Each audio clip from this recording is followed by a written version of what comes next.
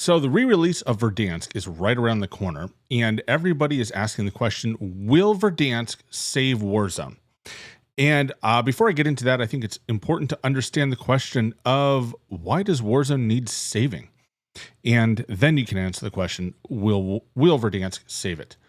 Uh, Verdansk dropped in March of 2020 during the very start of the pandemic, and Warzone itself took off and became a massive, massive success. And over the preceding years, it was plagued with a variety of issues, had a lot of changes to it. Warzone 2 dropped and did its thing. And so we are now at this point where we are in Black Ops 6 Warzone with Verdansk coming back after 5 years to potentially save Warzone. So what happened? Why is Warzone in the state that it is? And why will or won't Verdansk save it? When Verdansk came out, or I should say when Verdansk went away, a lot of people kind of looked at it and said, well, Warzone and Verdansk were only successful because of the pandemic. Had the pandemic not happened, Verdansk would have failed. Nobody would have cared. We would be on Black Ops 5 by now, and it wouldn't be, or Blackout 5 by now, and it wouldn't be, nobody would think twice about Verdansk. The reality is, when you actually look at the map itself and what that map brought to Warzone, and then you look at the whole context of what Warzone was when it dropped, despite all of its problems, it was actually a fantastic battle royale. And especially when you compare it to the other battle royales that were popular at the time, you have Fortnite, you have Apex, you had PUBG.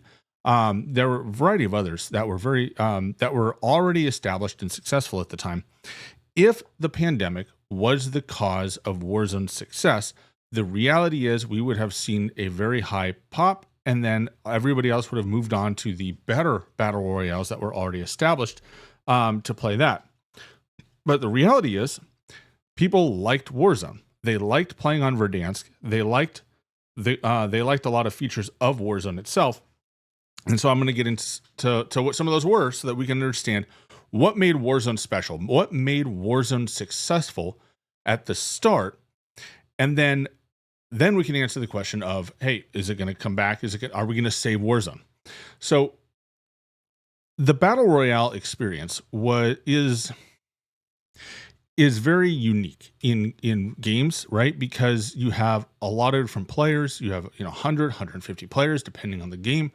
You usually don't have gear. You don't have a setup. You're just kind of on your own, forced to do your own thing. And every game kind of unfolds very differently. Now, this is very contrasty to standard like 6v6 multiplayer games where, every game has a uniformity to it, right? There's certain ebbs and flows, but the reality is, on the same map, you start from the same place, you start with the same weapons, you start with, or weapons of your choosing, and you approach the game, you can approach every game basically the same, and you're either, more successful or less than your opponent.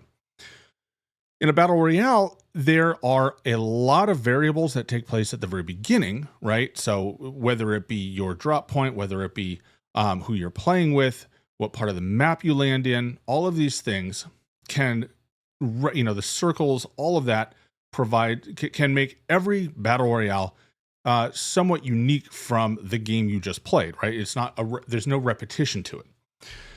And so given those things, when you look at what Warzone brought to the table in the early days of Warzone, right? You actually had a terrific standard battle royale loop, right? Looting, gearing up, moving in rotations, getting into gunfights, all of that stuff. But it had a distinctive flair that was unique in kind of the Call of Duty mindset. Now, a traditional battle royale, you have one life, you play your life and you're dead. Or you win, right? One of the two.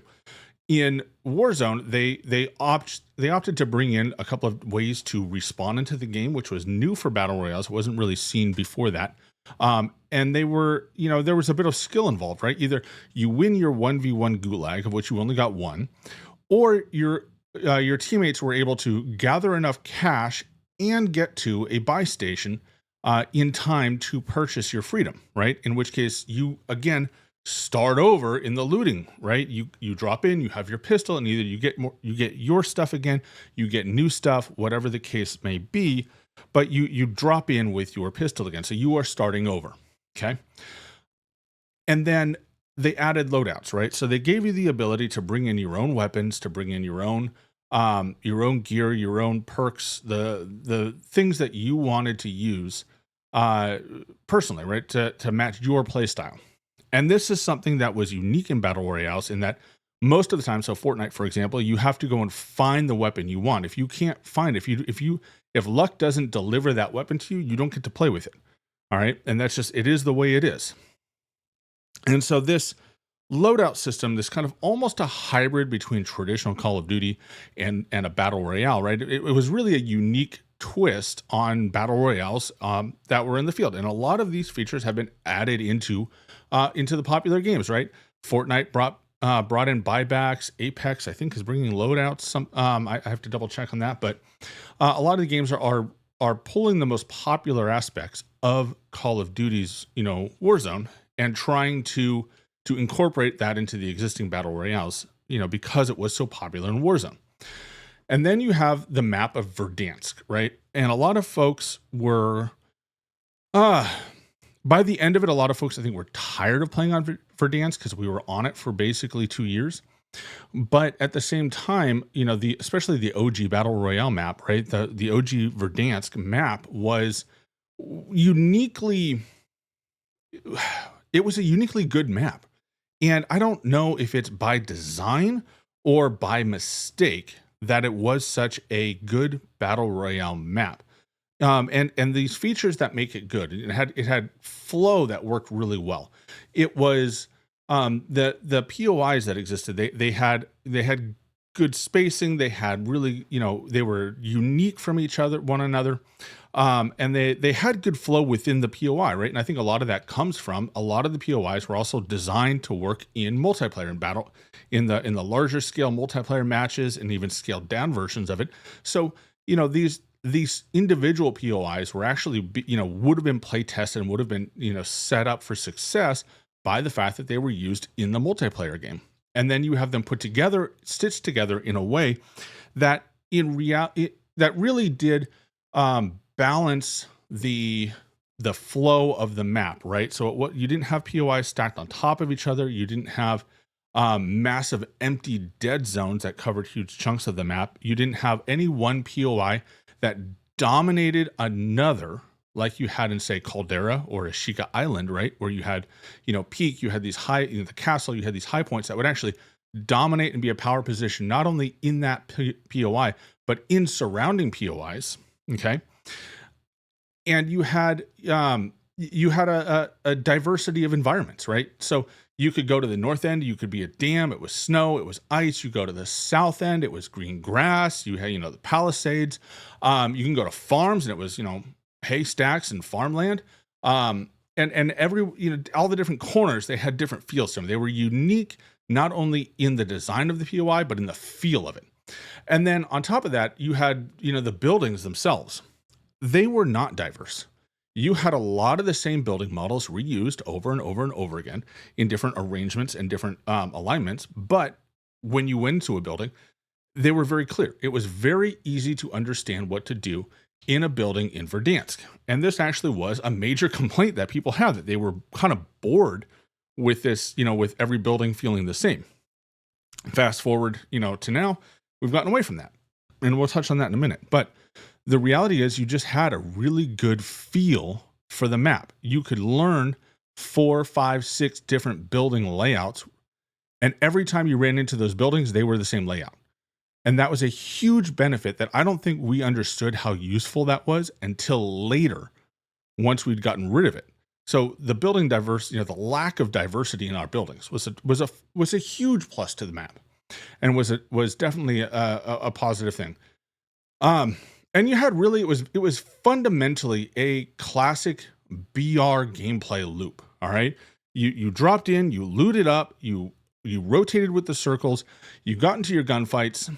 The timing, the circle timing gave a lot of space early in the game, and then it ratcheted up the intensity as the game moved along and the circles collapsed and got smaller. And it was really, there was a lot of strategy, there was a lot of thought behind your rotations and where you took up positions and how you move through the map. You had to think these things through. You had to think not just what am I doing at this moment in time. You had to think forward 1, 2, maybe even 3 circles ahead. Where do you want to be later in the game? And that would dictate how you moved around the map. And it was one of those things that made the big map, Verdansk, fun to play, is that you had both the intensity later in the game. You also had a lot of time to breathe and kind of think about what you want to do. You were not at a frantic multiplayer style pace the entire time you played the game. And then the gunfights themselves. The gunfight, Call of Duty is renowned for having terrific gunfight mechanics. The guns, generally speaking, they feel good, they look good, they have good looks to them. It's a realistic looking environment that you're in, which is classic.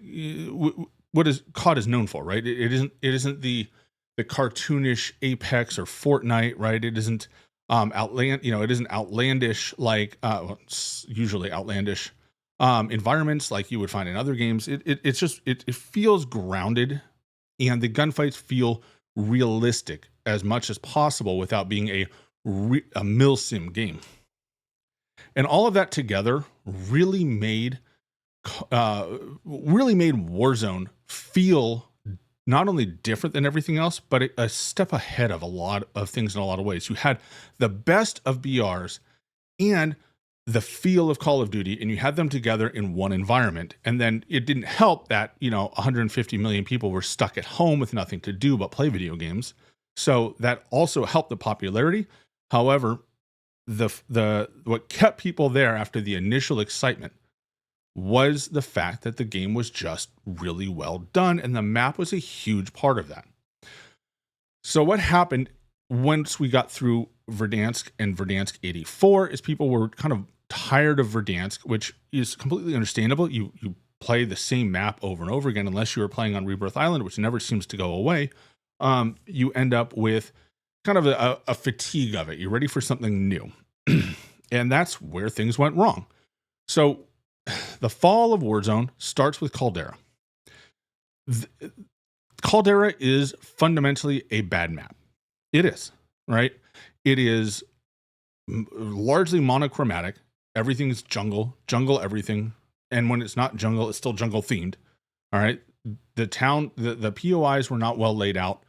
The map was actually pretty complex, but it was also dominated by peak, which means that one POI is owning huge swaths and controls huge swaths of the map and other sections of the game. So in order to combat that, they went through and they started adding fixes to the game, not to the map, but to the game, right? For example, the redeploy balloons, which made that map more playable. However, those things didn't go away when the map went away. And as a result, instead of using vehicles and planning, you used these redeploy balloons. And then they created portable redeployed balloons as well. And those things fundamentally started changing the way that you approached BR in Warzone, right? It created a fundamental shift in Warzone.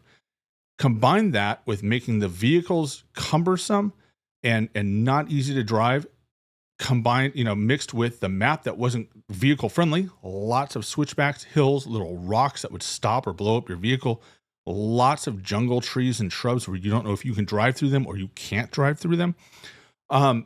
It made traversing large swaths of the map by vehicle nearly impossible, if not, at the very least, extremely difficult and generally unfun, right? People did not enjoy vehicles in Caldera. And a lot of that came down to how the map was laid out. The vehicles, did not travel the map well. Ground vehicles, at least, did not travel the map well. So as a result of not only that, but also technical issues, a lot of people switched over to Rebirth Island. However, as Rebirth Island got more popular, it reinforced the fundamental shift that Call of Duty and Activision seem to believe to be driving the player base, which is away from the BR aspects of it and more towards the multiplayer aspects that were common in the resurgence modes, in the small maps. So when Warzone 2 rolls around, we have Modern Warfare 2, we get into Modern Warfare 3 and Black Ops 6, and the changes that were there, it was almost a double down on the desire that Activision seemed to feel that people didn't want to play BR anymore. They wanted to play team deathmatch on a larger map, right?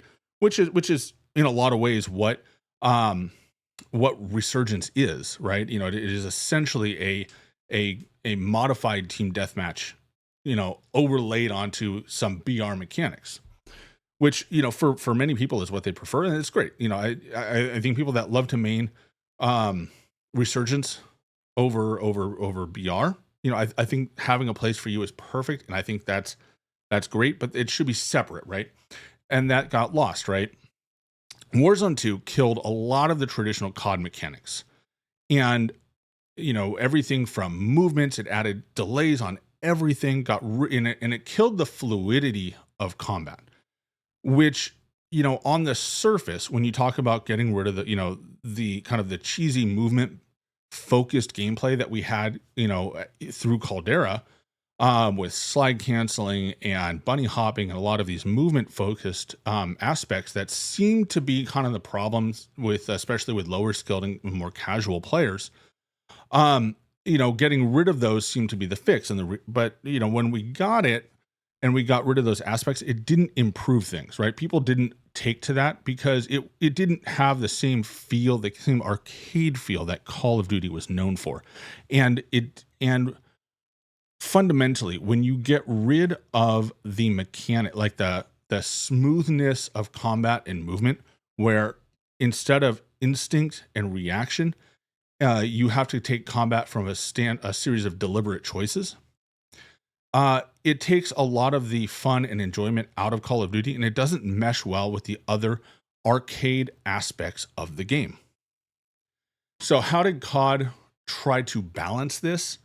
It made up for its fundamental changes by adding other things to Warzone, right? You had the backpacks, you had it dealt with the weapons, you know, kind of like people being very accurate with weapons. It dealt with it by introducing visual recoil and gun shake, which, you know, ultimately didn't help anybody. It's not, you know, it wasn't a benefit to really, it didn't improve the game for anybody, right? It just made everything more difficult for all skill levels, but mostly, you know, like everything else, you know, the lower skill levels will not have as easy a time adapting to it as, you know, as higher skill players, right? So it really was a penalty for lower skill players. Then you added this 2v2 gulag, which, look, I'll be honest, I was a fan of. I had a lot of fun with it. However, you know, with the jailer and with a lot of other aspects going on, it was a fundamental shift to how Call of Duty had been played, how Warzone had been played up to that point. And they made changes to looting and did a lot of, you know, you had the looting backpacks, and you just had a lot of things going on that were getting away from the roots of what made Warzone fun, right? It was moving away from fun and making it more of a serious, focused effort, right? And look, I've done plenty of videos, I've talked about on the podcast repeatedly why I think they made a lot of these changes at the end of the day. But one of the things that was ultimately had to be driving their decisions was people were playing Resurgence more than BR, right? And as you got to the later aspects of Modern Warfare 2 on Al Mazrah, and you got through into MW3, we really saw that reinforced. We had a lot of play being done in Rebirth Island, in Ashika Island, in these Resurgence maps, in the small maps, as they were made available to us. And a lot of that was from a general dissatisfaction with how the big map was, how it played, how it felt. And so as they doubled down on that, we got into Modern Warfare 3, which really provided very little content, if any at all, for big map players, all right, for the BR players. We had a lot of change, you know, especially MW3 and Black Ops 6. We've had a lot of changes brought into the game, again, that don't benefit, that haven't benefited the gameplay loop. There's been no positive reason to make these changes. Things like changes to the controller sensitivity, changing, you know, even little things like changing the buttons to access and exit the shooting range, right? Like, these little changes that don't, changes to the weapon editor and how to deal with gunsmithing, that they don't serve a purpose. They aren't reinforcing it. They brought a lot of changes in, that they're just trying to change things almost for the sake of change. They're not building blocks for other things. They haven't improved gameplay. They haven't addressed problems that, that were existing and being complained about. They were correcting or changing things that nobody cared or everybody was generally completely happy with. A recent change that we just went through that fortunately we got canceled was changes to how loadouts worked, right? Like being able to pick up your loadout more than once. They were going to make that change to solve a problem that realistically I have never personally seen complained about, right? Little things, big changes to fix little things that no one feels needs to be fixed, right? And all of these things, and there's so many more. I could go on for hours talking about all the things that they've changed and modified and done that have taken us farther away from when Warzone launched and what actually made Warzone fun to play. Okay. So now we are here. We are still on Urzikstan. We are about 20 days away. As of time of recording, we're 20 days away, 23 days away from us getting Verdansk back. And so the question is the map going to save Warzone? Verdansk will not save Warzone by itself, because Warzone was not only good because of Verdansk. However, Warzone was good because in large part Verdansk was good. So let's ask the question then, what does Warzone need to do? What does Verdansk need to bring in order to bring Warzone back kind of from this, I'm not going to call it the grave, but kind of from the brink of oblivion to have another shot at success, to be a good game again? We got to bring the map back, right? And it can't be Verdansk 92, right? You can't take the OG, the map and then reimagine it and change everything and try to make us love that, because it's not, Verdansk doesn't need it, right? Verdansk 84, in my opinion, wasn't even a great map. I didn't enjoy it as much as I enjoyed the original Verdansk. And I think it's because a lot of the POIs, a lot of the changes, and I look at Dam specifically and a few other the changes that they made, they didn't add to it, right? They took POIs that actually worked pretty well for what they were, and they got rid of them, right? Like they changed them in ways that weren't beneficial. They didn't add to it. They weren't better than they were. They just were different or worse, right? And again, it was just changes to make changes. And so the refresh of Verdansk and Verdansk 84, I think started was really a step back. I know a lot of people, it was when they got into it and they enjoyed it. But for me and for a lot of, from my view, I don't think Verdansk 84 was a positive thing. We can't do a Verdansk 92, right? We can't take it and make it like a step further where where it's not what we remember from the original Verdansk. And it's a lot of new stuff that we all have to start over with.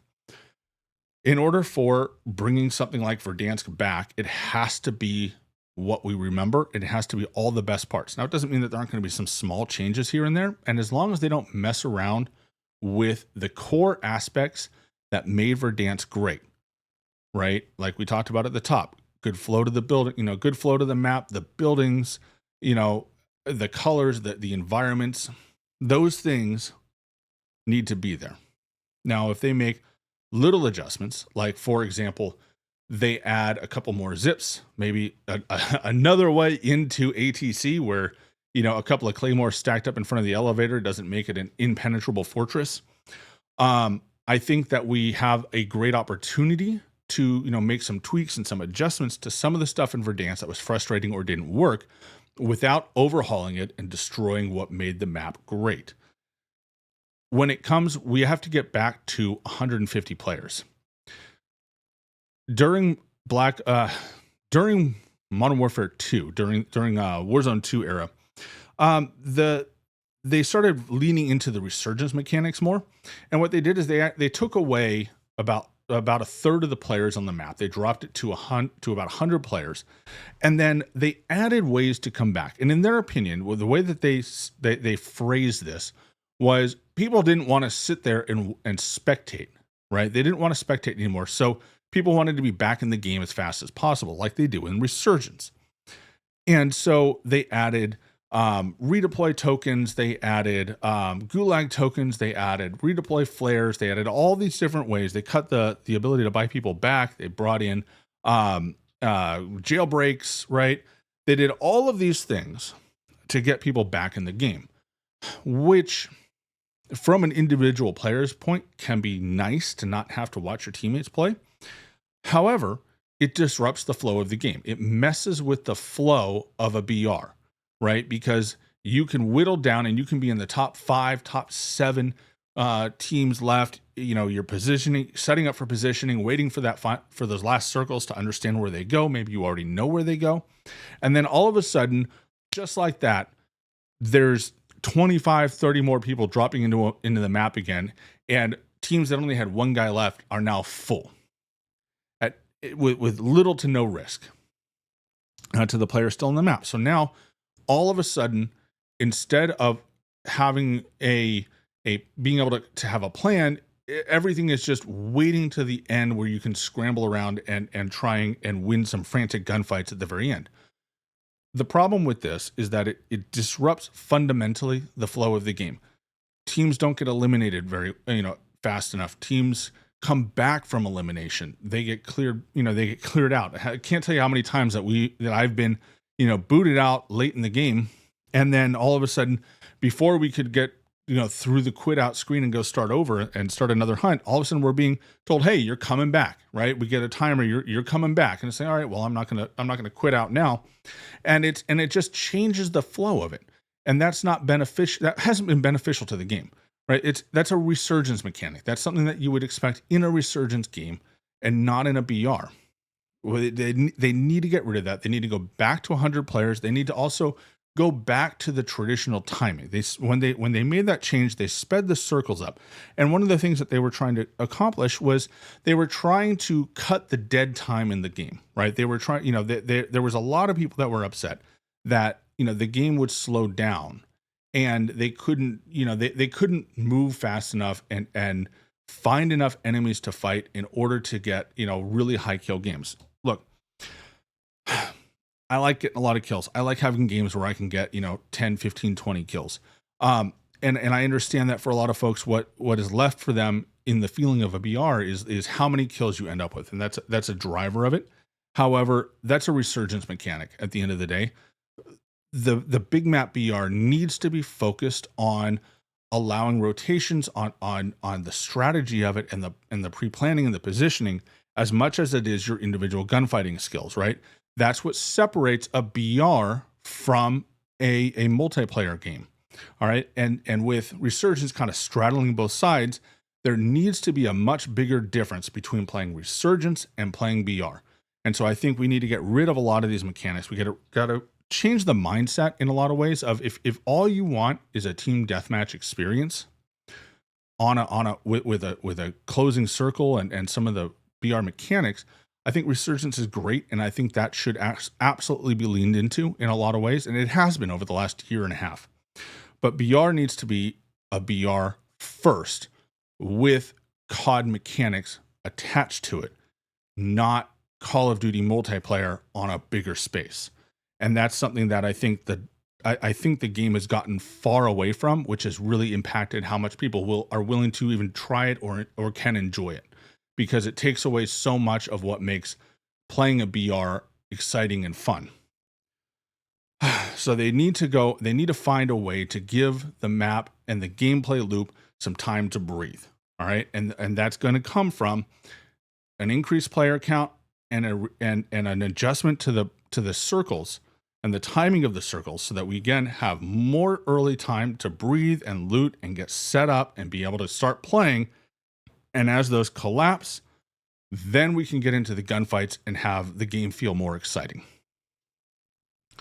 Then when we can focus the game on the strategic aspects as much as the gunfighting aspects, it actually does change the meta. It changes the requirements of a meta. Right now, because the game is so focused on squeezing people together and getting them into close quarters combat as fast as possible and as regularly as possible, we've had over the last 2-3 years very limited long range options. It's usually been snipers, and those have been bad for a long time, or they are LMGs or larger ARs, and those things are they provide a very specific play style. And what makes a BR great and makes it fun, even though it's often frustrating when you run into it, is the variety of play styles. It's good to have people that can sit, that feel comfortable sitting four corners in a room with fire shotguns, right? Even though we all hate running into that. At the same time, somebody else can be sitting on a rooftop camping, and other people can be rushing in and trying to fight in close quarters. All of those things together make every match unique, every game exciting, and keeps you on your toes because you never know what you're going to run into. And that's what is so thrilling about playing BR versus multiplayer. Multiplayer, you run into the same people over and over and over and over and over again. Same thing with Resurgence, right? The same people. You're playing this, you run into them because they keep coming back. So you fight them repeatedly, right? And most of the people will fight in the same way, right? It's how they play the game. In BR, you can run into so many different ways to play the game. And as long as they make those ways viable, then there's a lot of fun to be had. It's exciting because you don't know what to expect. And yeah, is it absolutely frustrating to get, totally murked off the map by three guys running fire shotguns who pop out of a door and gun you? Absolutely. However, when you can spot those guys and you pick them off with a sniper, 1, 2, 3, that's fun, right? It's fun to be on that side of it. And having all these different ways to play changes the way people have to approach the game, right? If you're just going to rush in and charge every single door in every single building, you're going to die a lot to people who don't play that way. And that ultimately forces you to change your approach and play a different way. And that is what is one of the biggest strengths of BR.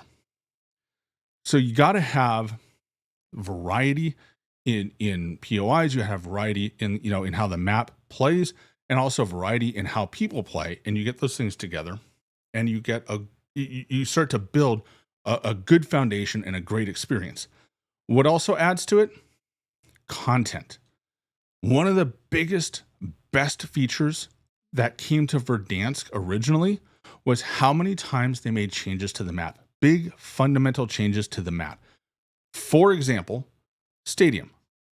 The day they opened the roof on Stadium is honestly one of the few modern gaming moments that I actually think back to and go, that was cool and that was fun and I'm glad I was there for that. You don't see that very often anymore. Having 100 plus people drop to the same place, everybody's fighting with pistols, everybody's moving around, the sound of 100 pistols all going off at once as everybody tries to rush and experience, this new thing they've added or this thing they've changed. Just changed everything, right? Like it just made the game fun because there was something to look forward to. There was something coming. You never knew what they were going to toss in next. And that's, largely gone away. We get a new map every now and again, but we haven't seen major changes like this that really makes everybody want to go and check it out, right? And it just gets people thrilled and interested in the game and talking about it. And we haven't had that in so long. People don't even know what it's like. There are people playing Warzone now who do not know what it's like to have a new POI that is so interesting and so exciting. And people just want to see it, that they'll all go there, right? Like it's something we don't have anymore. And it's a content issue, right? We get bundles and we get, crossovers with different skins. But when you look at the events, we don't have a Nakatomi Tower. We haven't had a Godzilla, versus King Kong style event. I don't think since MW3 came, right? The things that they've added have just been little environmental changes. We had the sandstorm in Al Mazrah. We've had Halloween events that have kind of done a few things here and there, but really the big map has not seen kind of that innovative, must see sort of event, must see sort of action or change to the map.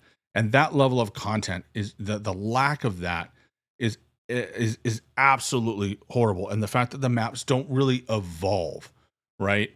It is largely the same map at the start of the year and the end of the year, with one or two little things maybe added or changed. And it's not enough. It's not enough to make the game feel good. All right. So, the end of the day, can Call of Duty be saved, or can Warzone be saved by Verdansk? By itself, no.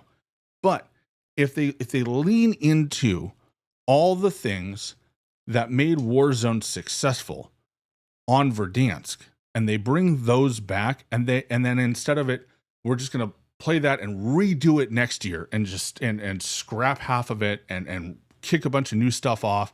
If they can lean into what made Warzone great, the actual gameplay loop and the mechanics that made Warzone good and made it fun to play, and they bring back a good version of Verdansk, I think that'll get Warzone started. And if they can keep that together next year, when they move forward and they move on to the next game, I think Warzone is going to be in a really good spot for years to come. But I do think that this might be their last chance to do it before people give up for good. So hopefully they've got it together. We'll find out in a couple of days, a couple of weeks. And until then, I'll catch you on the next one.